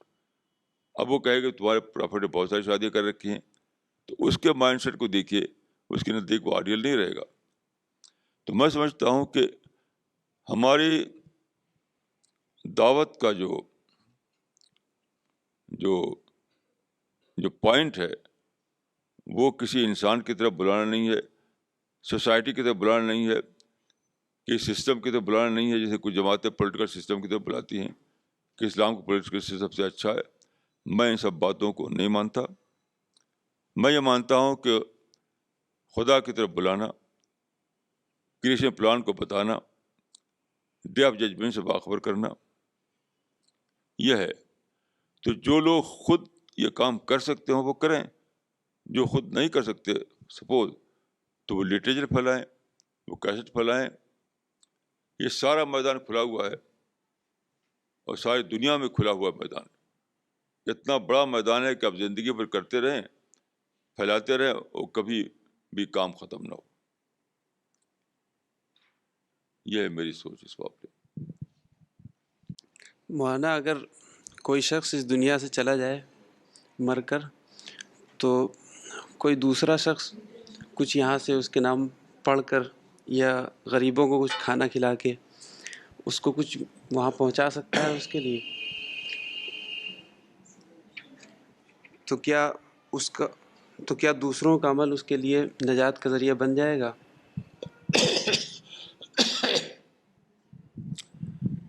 دیکھیے اس معاملے میں جو میری اسٹڈی ہے وہ یہ ہے کہ ہرگز نہیں. لیس للانسان الا ما سعی، آدمی کا اپنا ہی عمل اس کے کام آئے گا، کسی دوسرے کا عمل کچھ بھی اس کے کام آنے والا نہیں ہے. آج کل جو مسلمانوں میں رواج ہے کہ وہ سب بالکل بیس لیس ہے، بالکل بیس لیس. قرآن خوانی کرتے ہیں یا بہت سے کام کرتے ہیں کہ اس کا ثواب ان کو پہنچے. یہ سرتا سر بیس لیس بات ہے. نہ تو یہ ثواب ہے، قرآن خوانی کرنا ثواب بھی نہیں میں تو سمجھتا ہوں اس کو، کیونکہ صحابہ تو کبھی قرآن خوانی کرتے نہیں تھے. نہ تو وہ ثواب ہے، نہ وہ ثواب وہاں تک پہنچتا ہے. دیکھیے میں نے جہاں تک سمجھا ہے وہ یہ ہے کہ صرف ثواب پہنچنے کی ایک ہی شرط ہے، وہ یہ ہے کہ مرنے والے نے وصیت کی ہو اور اس کی وصیت کے مطابق کوئی اچھا کام کیا جائے، یعنی اس کی انٹینشن اس میں شامل ہو.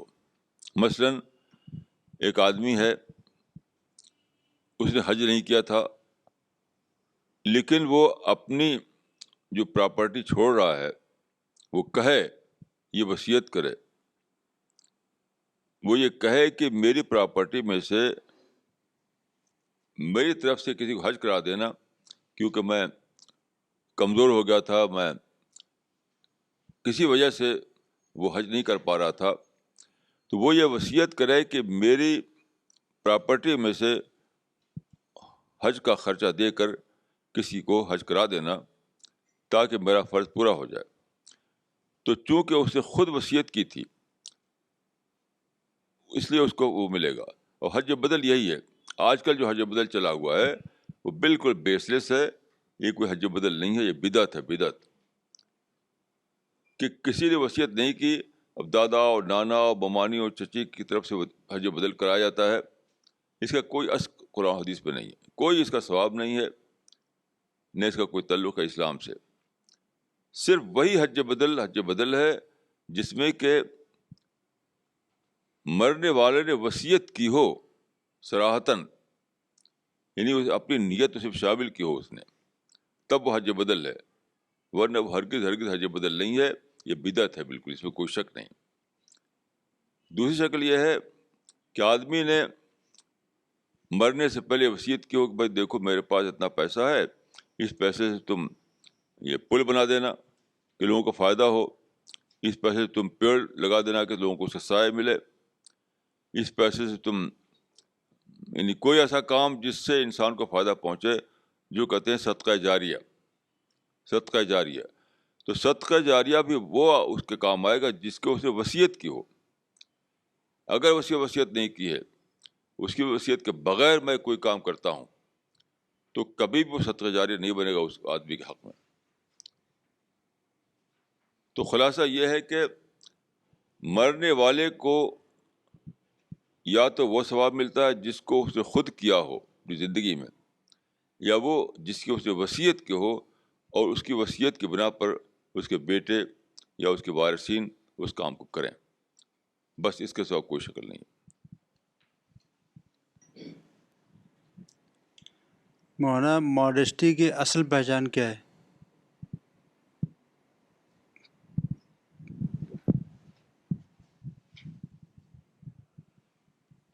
لیکن ماڈسٹی کی پہچان تو بہت مشکل ہے، اس لیے کہ آدمی بناوٹی طور پر ایسا بن جاتا ہے کہ اچھے اچھے لوگ اس کو پہچان نہ سکیں. یعنی اوپر اوپر سے وہ ماڈسٹ بن جاتا ہے، اندر سے ماڈسٹ نہیں ہوتا. تو بہت مشکل یہ پہچاننا کہ سچ مچ ماڈسٹ کون ہے. ہاں، جب ٹیسٹ کا ٹائم آ جائے تب ضرور پتہ چل جاتا ہے. یعنی عام حالات میں آپ کسی کے بارے میں رائے نہیں بنا سکتے کہ وہ سچ مچ ماڈسٹ ہے یا نہیں ہے، کیونکہ لوگ بناوٹی طور پر اپنا ایک بنائے رہتے ہیں حلیہ.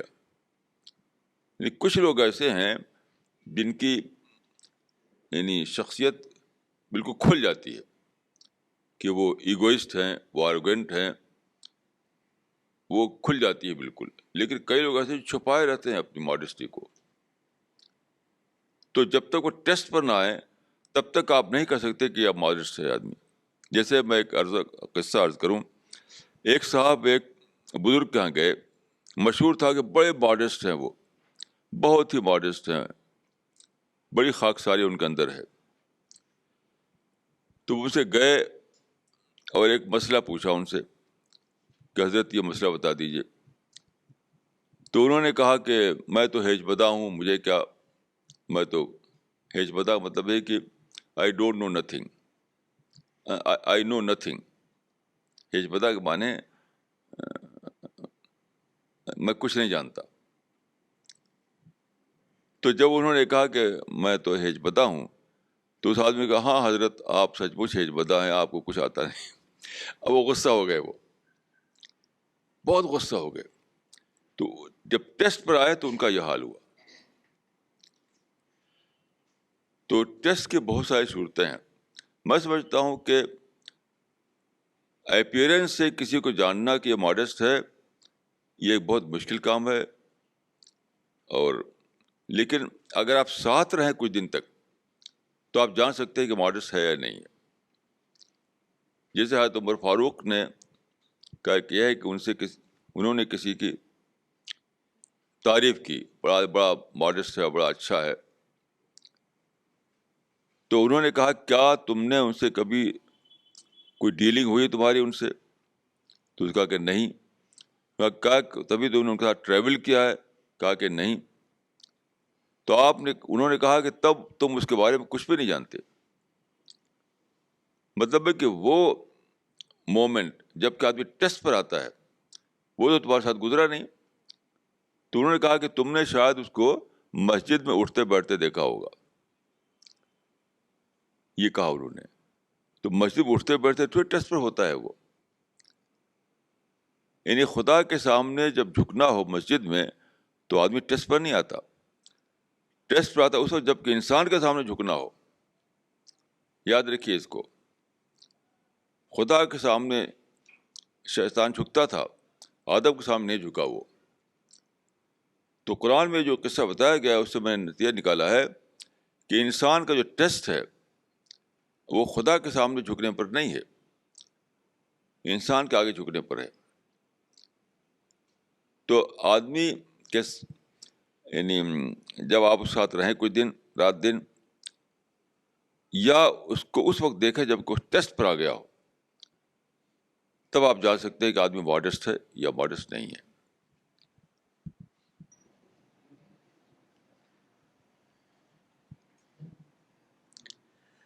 Maulana, I want to know the importance of prayer. بس دیکھیے پریئر کیا ہے،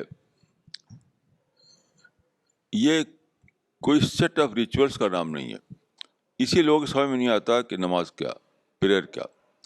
کیوں لوگ سمجھتے ہیں کہ سیٹ آف ریچولس جو ہے وہی اسی کا نام پریئر ہے.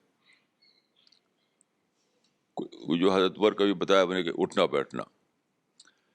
تو ایک انسان جس کے اندر ریزن ہے، جس کے اندر لاجک ہے، جس کا تھنکنگ مائنڈ ہے، وہ کبھی بھی نہیں سمجھ سکتا کہ ایسی چیزوں کی ویلیو ہو سکتی ہے جو صرف ریچولس ہو. بس نہیں سمجھ سکتا اس کو. لیکن ایسا ہے نہیں. دیکھیے جو پریئر ہے وہ اصل میں مینیفیسٹیشن ہے آدمی کے اندر کی اسپرٹ کا. مثال کے طور پر انسان سوچتا ہے خدا کے بارے میں کہ خدا کتنا بڑا ہے، یونیورس کے بارے میں سوچتا ہے، اسٹارس کے بارے میں سوچتا ہے، سولر سسٹم کے بارے میں سوچتا ہے، کیسے اتنا بڑا یونیورس خدا نے بنایا اور پھر اسے کنٹرول کیے ہوئے ہے. ذرا سا بھی اس میں کہیں بھی کوئی ایسا گڑبڑ نہیں ہوتا کہیں بھی. آپ جانتے ہیں کہ ہم ایک ہوائی جہاز اڑاتے ہیں اور کریش ہو جاتا ہے، ہوائی اڑاتے ہیں تو شور کرتا ہے. اتنی بڑی یونیورس ہے، اس میں سارے باڈی دوڑ رہے ہیں، لیکن نہ کوئی شور ہے، نہ کوئی نوائز پولوشن ہے، نہ کوئی کریش ہوتا ہے کوئی. یا آپ سوچتے ہیں تو آپ کے دل میں ایک عجیب احساس طاری ہوتا ہے، ایک سینس آف آ، خدا گریٹنس کا ایک احساس. تو وہ جو ہے مینیفیسٹ کرتا ہے، آپ سجدے میں گر پڑتے ہیں. میں سمجھتا ہوں کہ سرنڈر کی جو اسپرٹ آتی ہے آدمی کے اندر خدا کو سوچ کر، اس کا جو فائنل شیپ ہے وہ سجدہ ہے. انسان چاہتا ہے خدا کہ ڈال دے اپنا آپ کو، لیکن جب وہ سجدے میں سر رکھ دیتا ہے تو وہ آخری حد آ جاتی ہے. اس کے آگے کیا کرے؟ سجدے کے آگے کچھ سمجھ نہیں تک اور کیا کر سکتے ہیں. تو اندر جو اسپرٹ جاگتی ہے خدا کے بارے میں، جو سینس آف آ جاگتا ہے، جو اس کی گریٹنس کا احساس جاگتا ہے،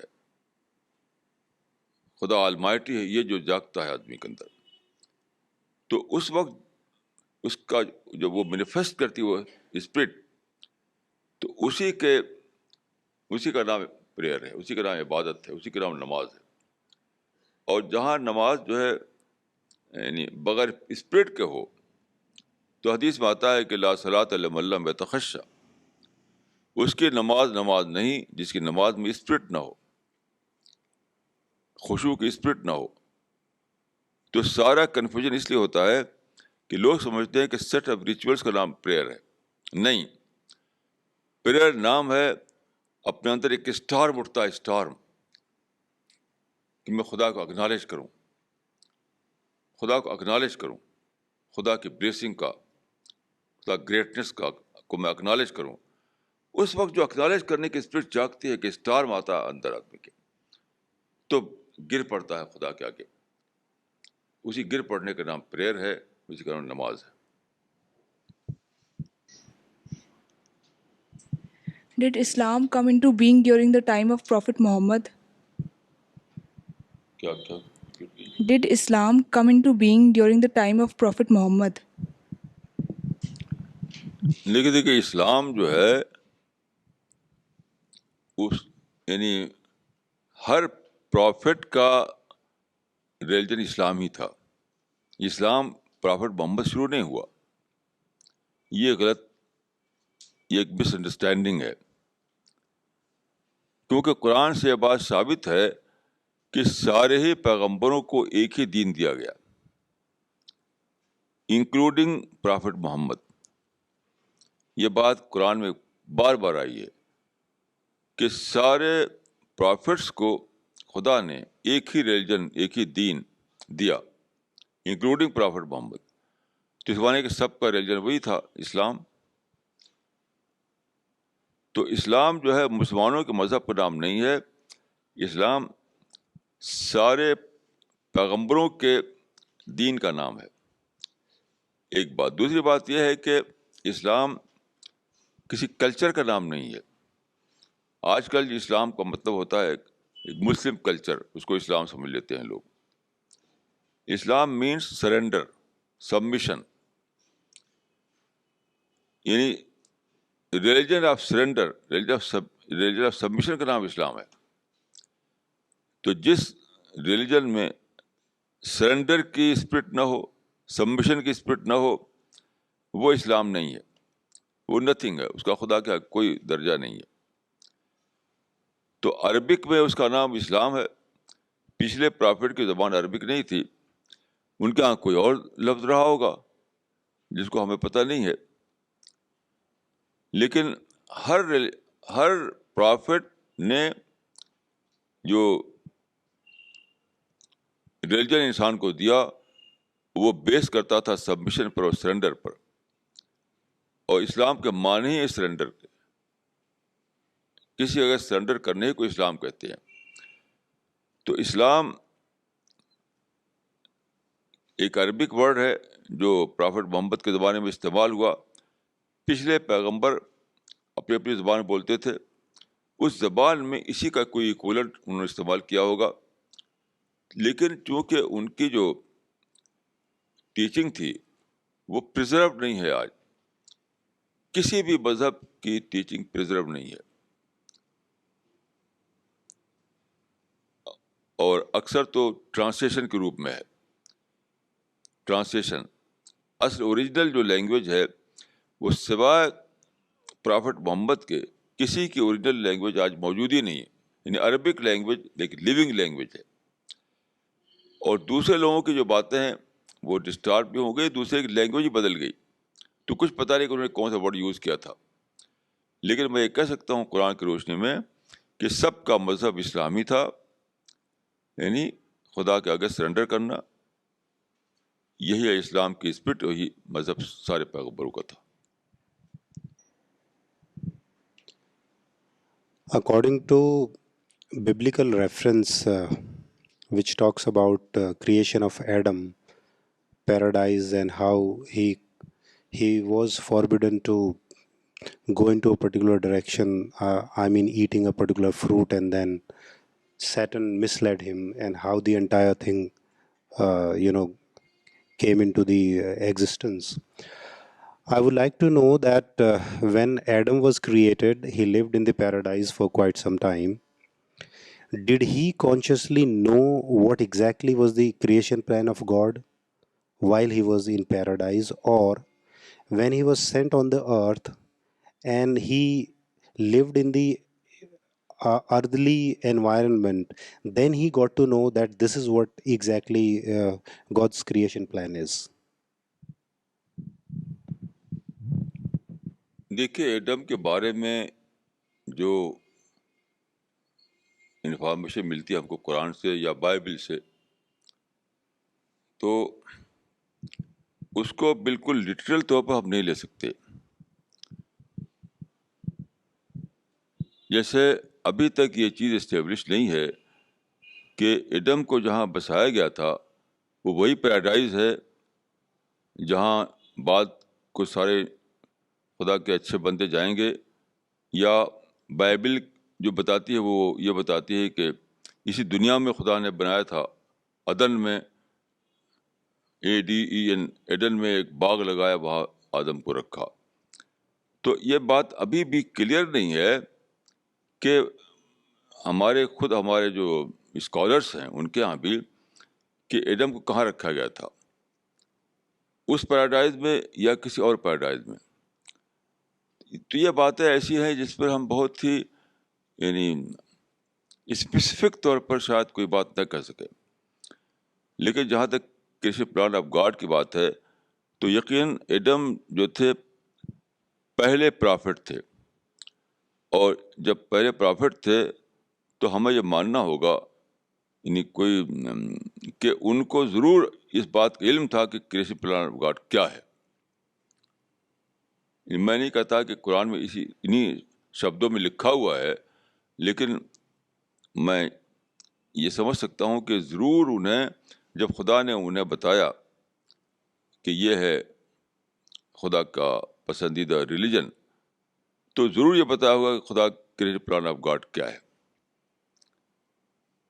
تو میں یہ کہوں گا کہ انہی شبدوں میں تو قرآن میں کہیں لکھا ہوا نہیں ہے، لیکن آپ انفر کر سکتے ہیں کہ ضرور یہ بات ایڈم کو بتائی گئی ہوگی.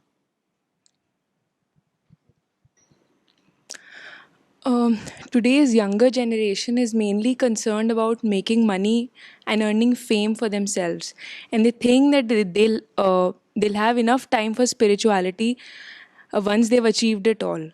So how do we go about tackling such people? دیکھیے، یہ پرابلم کوئی آج کا پرابلم نہیں ہے، ہمیشہ کا پرابلم ہے. قرآن میں یہ ہے کہ اولئک یحبون العاجلہ ویذرون وراءہم یوما ثقیلا. اس زمانے کے بارے میں 7th سینچری کے بارے میں کہا گیا ہے کہ یہ لوگ امیجیٹ گین کی کو سب کچھ سمجھ بیٹھے ہیں.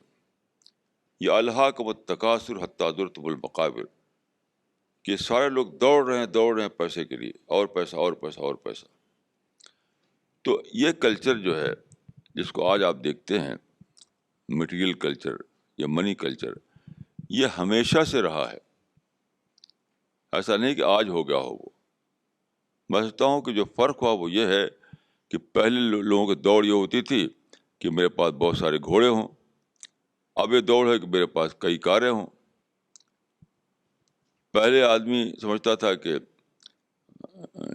مٹی گھر بناتا تھا، اس کو بہت بڑی چیز سمجھتا تھا وہ، اب وہ پکا گھر بناتا ہے. میں سمجھتا ہوں کہ قرآن کے مطابق میں یہ کہہ سکتا ہوں کہ انسان کا یہ جو مائنڈ ہے ہمیشہ ہی سے رہا ہے کہ سب سے زیادہ امپورٹنس دینا منی کو، سب سے زیادہ امپورٹنس دینا مٹیریل گین کو، اور اسی کے پاس اس طرف دوڑتے رہنا. تو جو میتھڈ اس وقت کیا گیا وہی میتھڈ آج بھی رہے گا. یہ کہہ رہا ہوں میں کہ آج کوئی نیا میتھڈ ہمیں انوینٹ کرنے کی ضرورت نہیں ہے. اور قرآن میں ان لوگوں کو جب ایڈریس کیا گیا تو کیا کیا گیا، ان کو یہ بتایا گیا کہ یہ جو تم یعنی دوڑ لگائی ہوئی ہو تو سوچو کہ یہ تمہارے لیے کب تک کام دے گی. جیسے آج میں سوچ رہا تھا کہ پرمود مہاجن نے 1000 کروڑ کا امپائر کھڑا کیا اور گولی مار دی گئی. ابھی عمر زیادہ نہیں تھی ان کی. اب آپ نے دیکھا ہوگا میڈیا میں کہ ان کا بیٹا راہل مہاجن وہ اس وقت انٹینسو کیئر یونٹ میں ہے اور بالکل زندگی اور موت کے درمیان ہے وہ، کیونکہ اس کو پوائزن دے دیا گیا.